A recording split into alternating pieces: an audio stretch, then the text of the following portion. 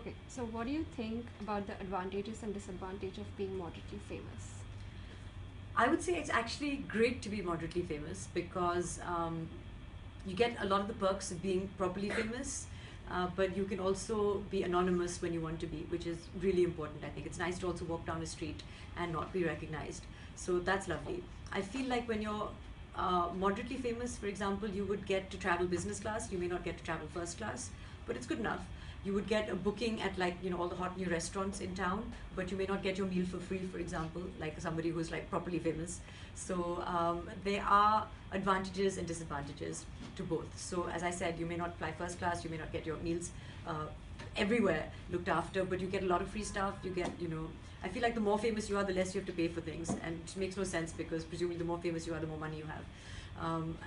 But anonymity, I think, is one of the great advantages of being moderately famous. So I think it's a perfect place to be. And what do you think about the children in your family being famous? Like, do you find it ridiculous, or do you find it funny, or do you just like live with it now?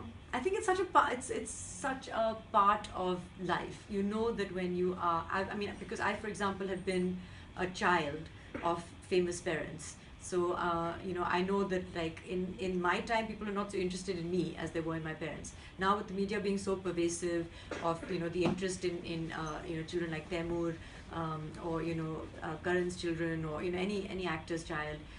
People are interested in Inaya and getting her picture as well.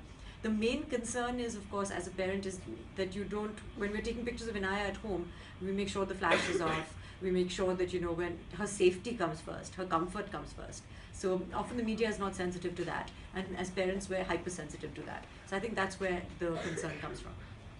Okay, and lastly, what can one expect from your book, and what should people not expect from your book? Like I said in my opening line, if you're expecting to learn about the secrets behind Karina's glowing skin, or how Bhai trains for an action movie, or any of those details, then you're not going to get it from this book. What you're going to get, I think, is what is hopefully a humorous take on what it's like to be me, what it's like to belong to a family of famous superstars like mine, what it's like to be an actor in an industry like this, what it's like to be a quote-unquote modern day princess in an era where, of course, princely titles have been abolished, but there is still a bit of a hangover, an aristocratic hangover.